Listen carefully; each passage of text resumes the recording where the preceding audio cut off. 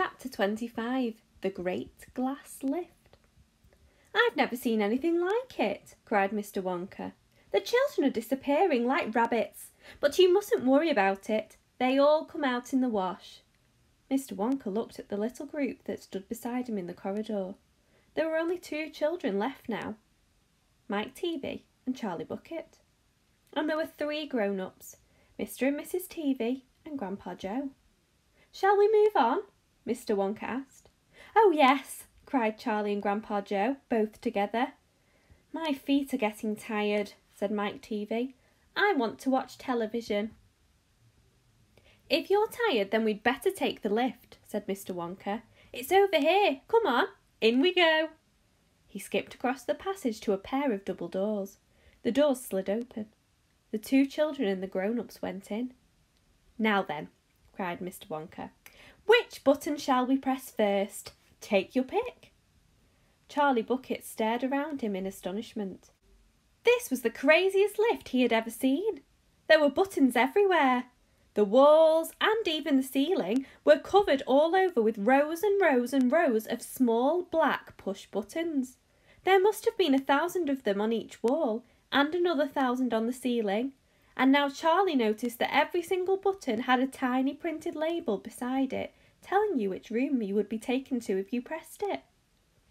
"This isn't just an ordinary up and down lift," announced Mr. Wonka proudly. "This lift can go sideways and long ways and slantways, and any other way you can think of. It can visit any single room in the whole factory, no matter where it is. You simply press the button and zing, you're off." "Fantastic," murmured Grandpa Joe. His eyes were shining with excitement as he stared at the rows of buttons. "The whole lift is made of thick, clear glass," Mr. Wonka declared. "Walls, doors, ceiling, floor, everything is made of glass so that you can see out." "But there's nothing to see," said Mike Teavee. "Choose a button," said Mr. Wonka. "The 2 children may press 1 button each, so take your pick. Hurry up! In every room something delicious and wonderful is being made." Quickly, Charlie started reading some of the labels alongside the buttons. "The Rock Candy Mine, 10,000 feet deep," it said on one. "Coconut ice skating rinks," it said on another. Then, "Strawberry juice water pistols, toffee apple trees for planting out in your garden, all sizes, exploding sweets for your enemies, luminous lollies for eating in bed at night, mint jujubes for the boy next door, they'll give him green teeth for a month, cavity-filling caramels, no more dentists, stick jaw for the talkative parents, wriggle sweets that wriggle delightfully in your tummy after swallowing, invisible chocolate bars for eating in class, sugar-coated pencils for sucking, fizzy lemonade swimming pools, magic hand fudge, when you hold it in your hand you taste it in your mouth, rainbow drops, suck them and you can spit in 6 different colours." Come on, cried Mr. Wonka. "We can't wait all day."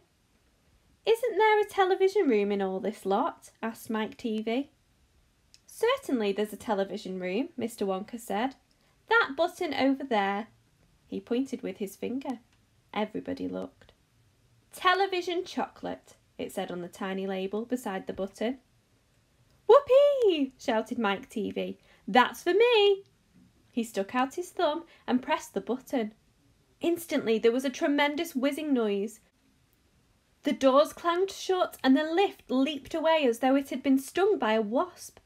But it leapt sideways, and all the passengers, except Mr. Wonka, who was holding onto a strap from the ceiling, were flung off their feet onto the floor. Get up, cried Mr. Wonka, roaring with laughter.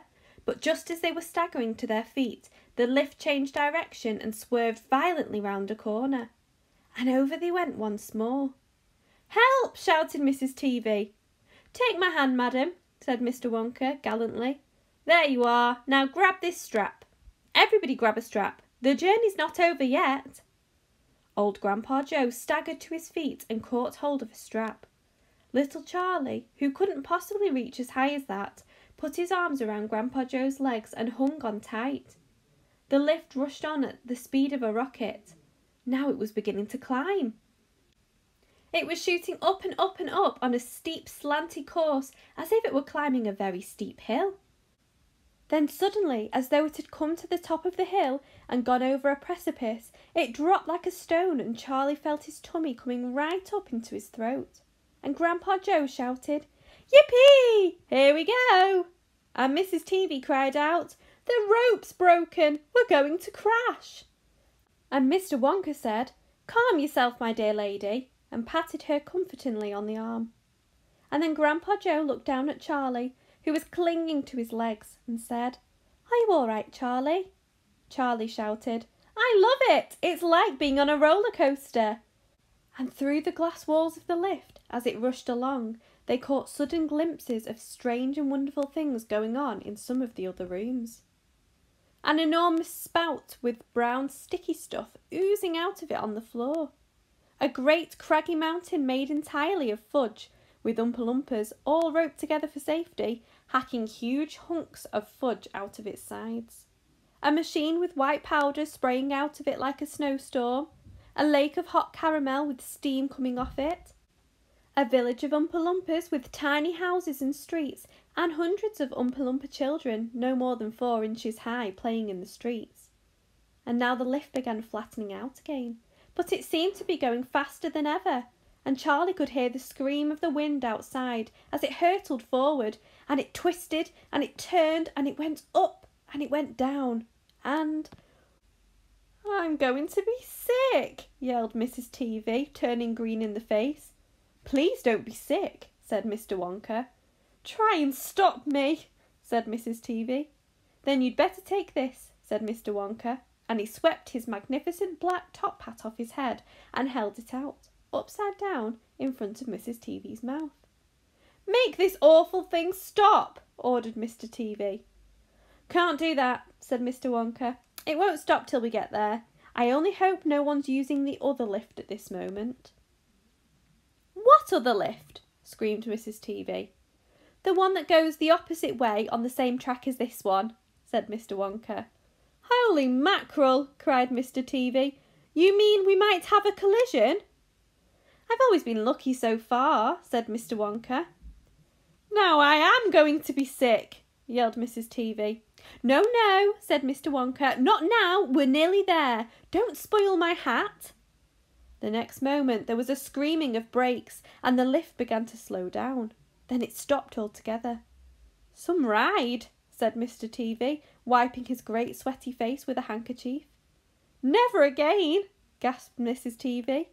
And then the doors of the lift slid open, and Mr. Wonka said, "Just a minute now. Listen to me. I want everybody to be very careful in this room. There is dangerous stuff around in here, and you must not tamper with it.